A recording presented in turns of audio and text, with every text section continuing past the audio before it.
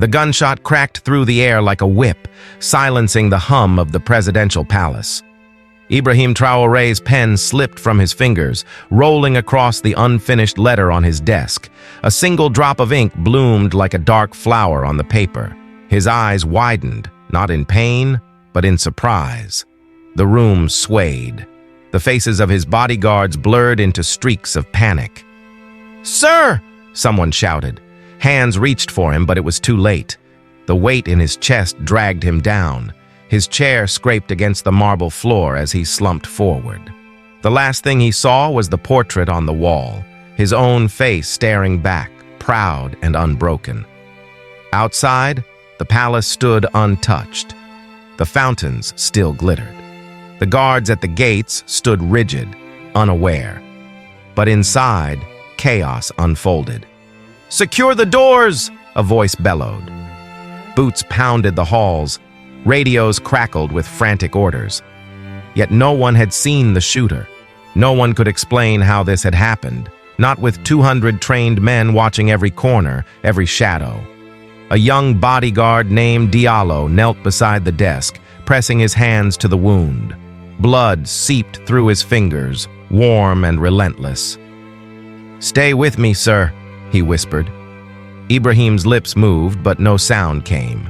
His gaze drifted to the window, where the first light of dawn touched the horizon. The city was waking up. The people would soon hear. And then, nothing. The clock on the wall ticked on.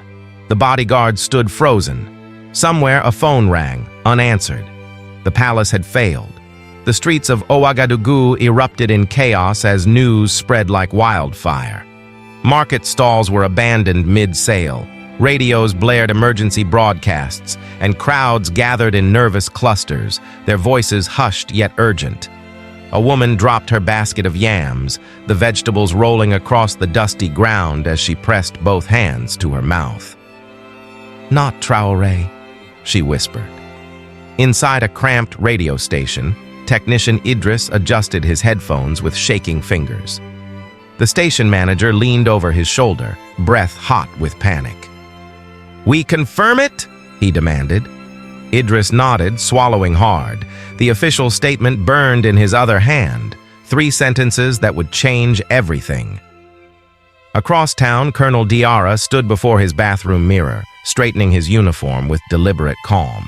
The phone in his pocket had vibrated minutes before the public announcement. He met his own reflection with steady eyes, adjusting the medal on his chest, the one Traoré himself had pinned there 6 months earlier. His jaw tightened as he turned off the faucet. The water stopped dripping. In a dimly lit apartment, Adama, a university student, stared at the grainy footage looping on her phone screen. Her thumb hovered over the call button. Her brother Diallo hadn't answered in hours. The video showed blurred figures carrying a stretcher through palace gates, a pale sheet draped over what could only be one shape. Her chest was constricted. At the military barracks, soldiers exchanged glances over their rifles. No orders had come, no explanations, just the creeping realization that the rules had changed. A young private wiped sweat from his brow, his breathing too quick. The flag above them snapped in the wind, the sound like distant gunfire. Somewhere in the city, a single light flickered in a top-floor office. A hand reached out and turned the key in a locked drawer.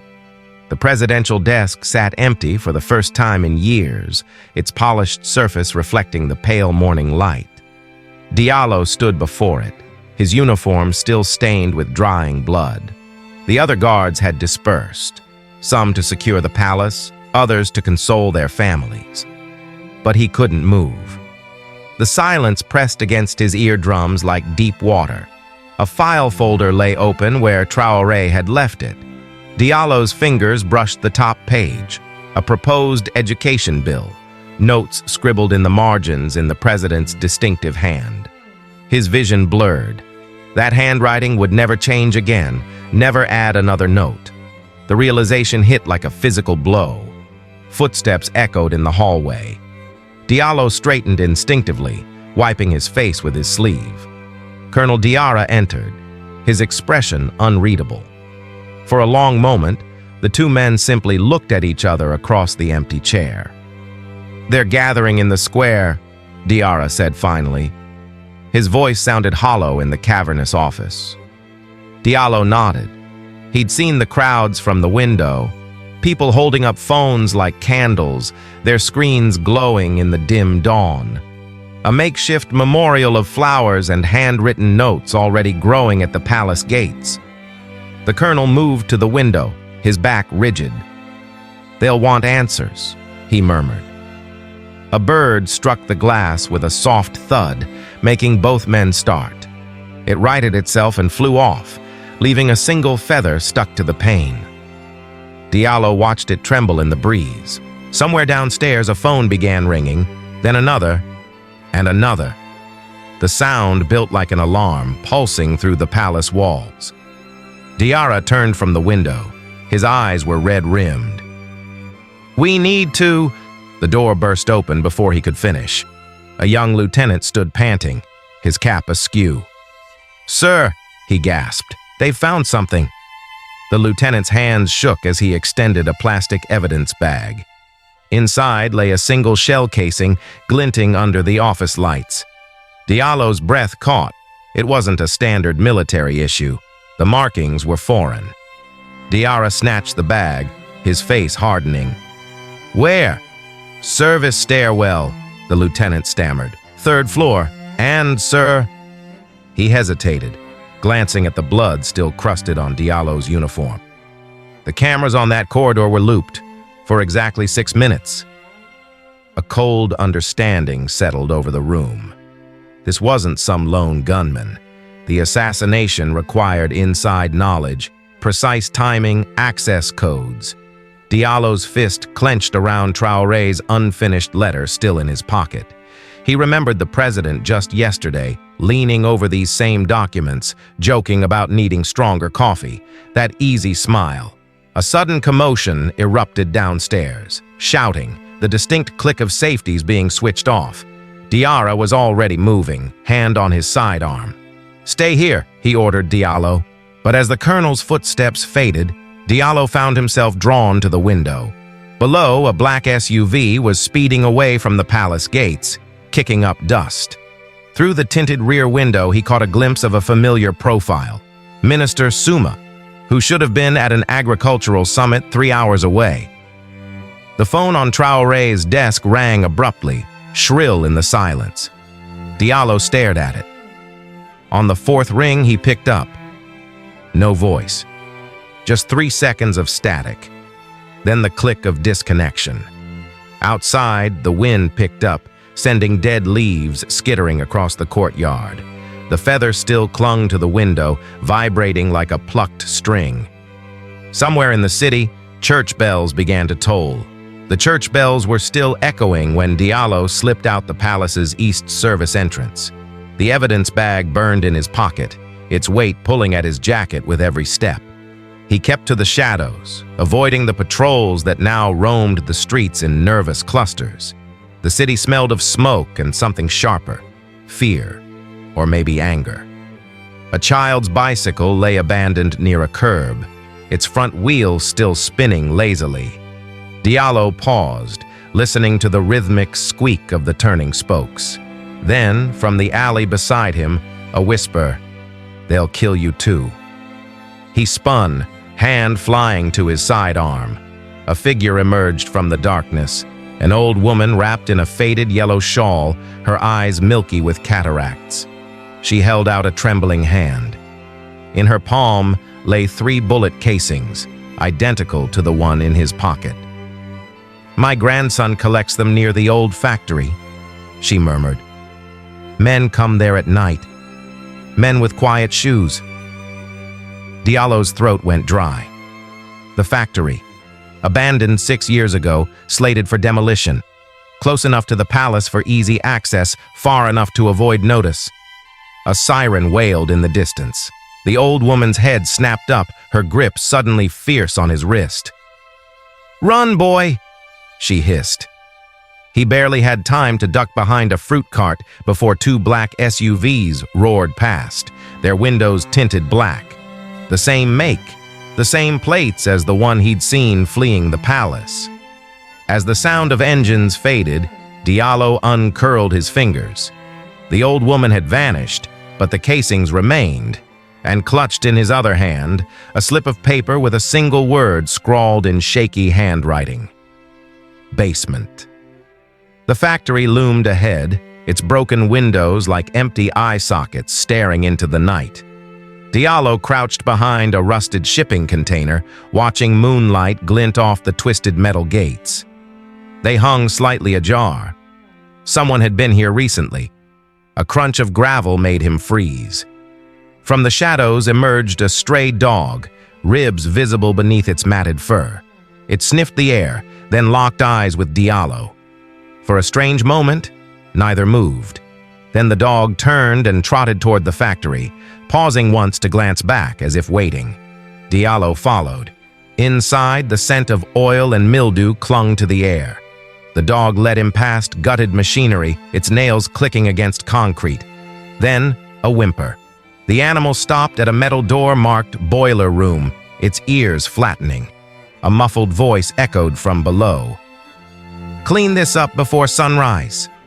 Diallo pressed his ear to the door, the hum of a generator, the clink of glass.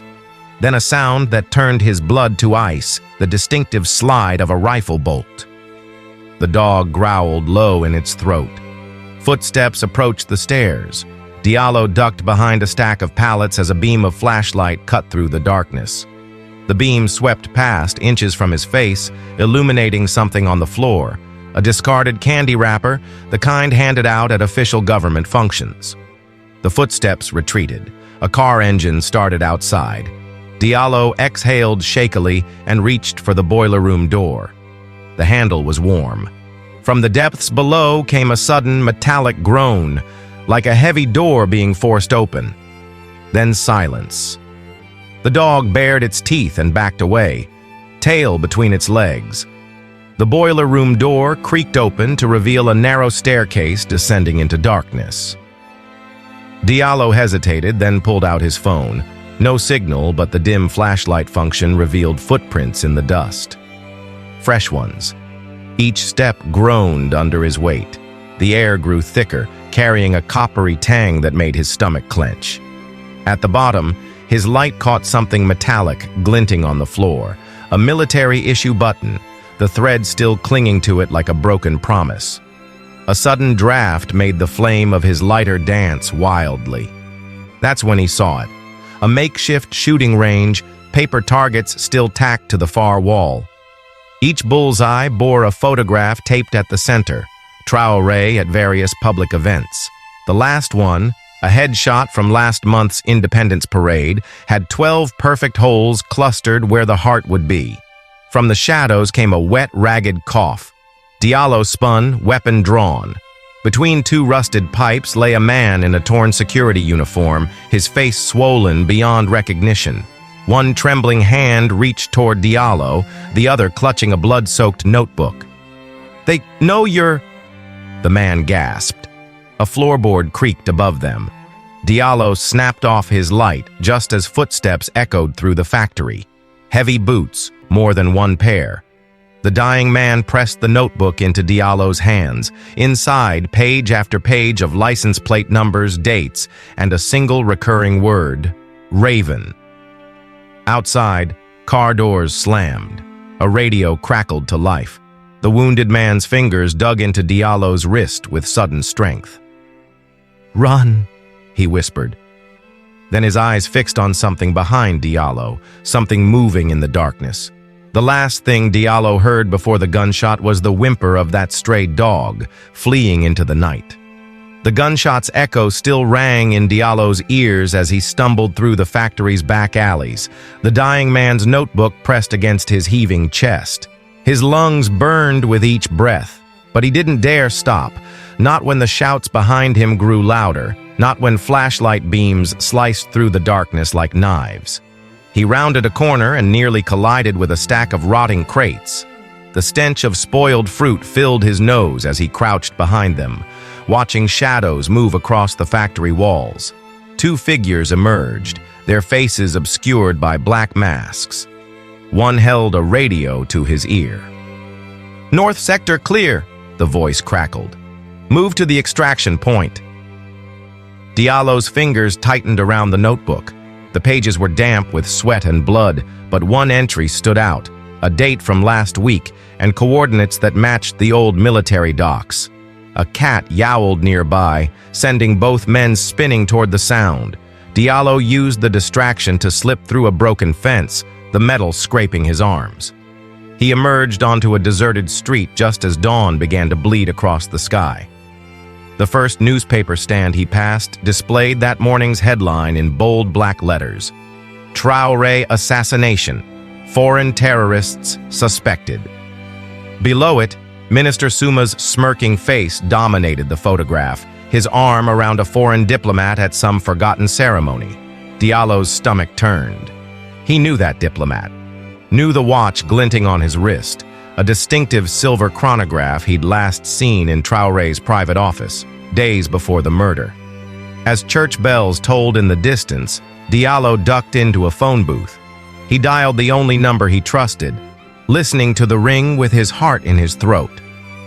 On the third ring, a woman's voice answered, "You shouldn't have called." Just as a black sedan rounded the corner, the phone slipped from Diallo's fingers, clattering against the booth's metal floor. Through the glass, he watched the black sedan slow to a crawl, its tinted windows hiding whoever, or whatever, waited inside. A street vendor's cart rolled past, blocking the sedan's path for a precious few seconds. Diallo didn't hesitate. He burst from the booth and sprinted down a narrow side street, the notebook flapping against his ribs like a panicked bird. Gunfire erupted behind him, 3 sharp cracks that sent pigeons exploding into the morning sky. A bullet whined past his ear, embedding itself in a storefront's wooden shutter. He vaulted over a low wall, landing in someone's backyard garden. The scent of basil and turned earth filled his nose as he pressed himself against the dirt. Footsteps pounded past on the other side of the wall. "Check the market," a voice barked. Diallo waited until the sounds faded before crawling toward the back door of the house. Through the window, he saw an elderly man sipping tea, a radio broadcasting the national anthem at low volume. The date on the wall calendar caught his eye, 1 week since Traoré's death. His fingers found the notebook again.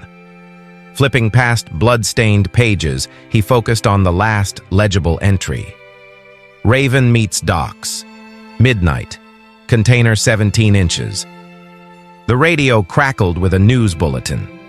"The funeral procession begins at noon from the presidential..." A shadow fell across the kitchen floor. Diallo looked up to see the old man staring at him through the glass, teacup frozen halfway to his lips. Their eyes locked. Then, slowly, the old man nodded toward the back gate. Somewhere nearby, car doors slammed. The old man's gate led to a maze of laundry lines and chicken coops, the morning air thick with wood smoke and frying plantains. Diallo moved like a ghost between the sheets, their damp fabric clinging to his skin as he listened for pursuers. At the alley's end, a rusted ladder led to the rooftops. He climbed, his muscles screaming, until the whole city sprawled beneath him. The palace spires to the west, the glint of the river docks to the east. From this height, he saw the funeral procession forming, a river of black-clad mourners winding toward the Capitol. But his eyes locked onto something else. 3 black SUVs speeding away from the crowds, toward the docks. The notebook's words burned in his mind. Container 17. A sudden vibration against his chest made him jump, the phone he'd taken from the factory now buzzing with an unknown number. He answered, breath held. "Look up." The voice was female, familiar. Diallo scanned the surrounding rooftops until he spotted her, Adama, Traoré's niece, crouched behind a chimney 2 buildings over. She lowered her binoculars, her free hand gripping a pistol. "They're burning evidence at the docks," she hissed through the phone. "But they missed one thing." A gust of wind carried the stench of diesel and something acrid, burning paper.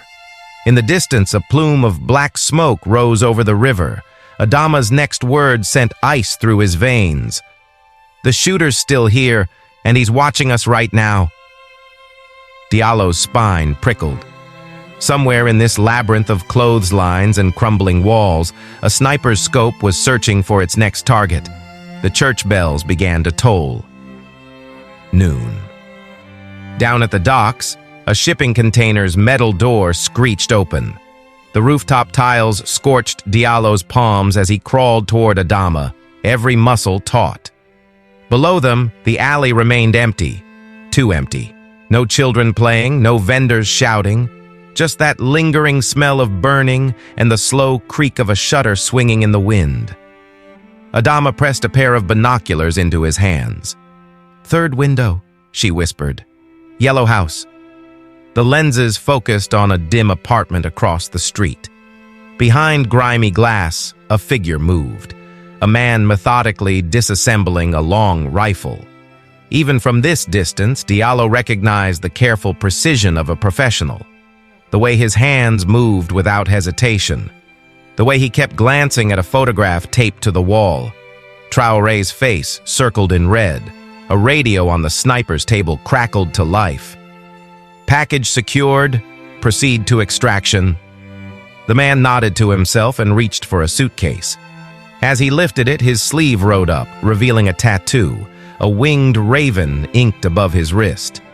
Diallo's breath caught. The symbol matched the notebook's cryptic "Raven entries." Adama's grip on his arm tightened. "They're leaving," she hissed. Down in the street, the black SUVs had returned, idling near the sniper's building. But something was wrong. Only 2 men emerged to meet them, not the 3 who had left earlier. A gunshot echoed from the docks. Then another. The sniper froze, his head snapping toward the sound. In that moment of distraction, Diallo saw his chance. "Go," Adama urged, already rising. "I'll follow the cars. You stop him." As she melted into the shadows, Diallo's fingers found the pistol at his waist. The church bells tolled again, their mournful chimes drowning out his footsteps as he moved toward the yellow house. Somewhere below, a car engine revved, a door slammed, and then silence. The yellow house's door hung slightly ajar, swaying with the breeze. Diallo pressed his back against the sun-warmed wall, listening. Inside, hurried footsteps, the click of a suitcase latch, then a sharp intake of breath. He kicked the door open. The sniper stood frozen, one hand clutching the suitcase, the other reaching for a pistol on the table. Between them, the disassembled rifle gleamed under a dangling light bulb. For a heartbeat, neither moved. Then the sniper smiled, a cold, practiced twist of lips. "You're late," he said, his accent curling around the edges. "The show's already over." Outside, tires screeched. The SUVs were leaving without him. Diallo's finger hovered over the trigger. "Who paid you?"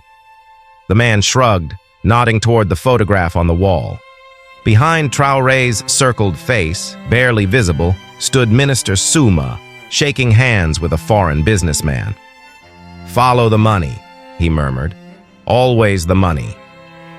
A distant explosion rocked the docks. Orange light flared through the window.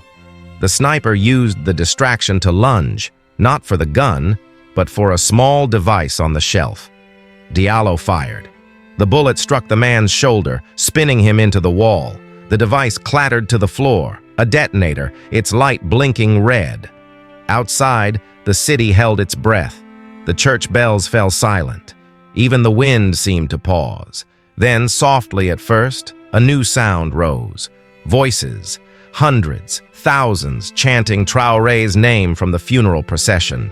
The sound rolled through the streets like thunder, shaking the dust from windowsills. The sniper slumped against the wall, blood seeping through his fingers. "Too late," he whispered again. But as Diallo stepped into the sunlight, the crowd's roar swelling around him, he knew. This was just the beginning. Like and subscribe for more captivating tales.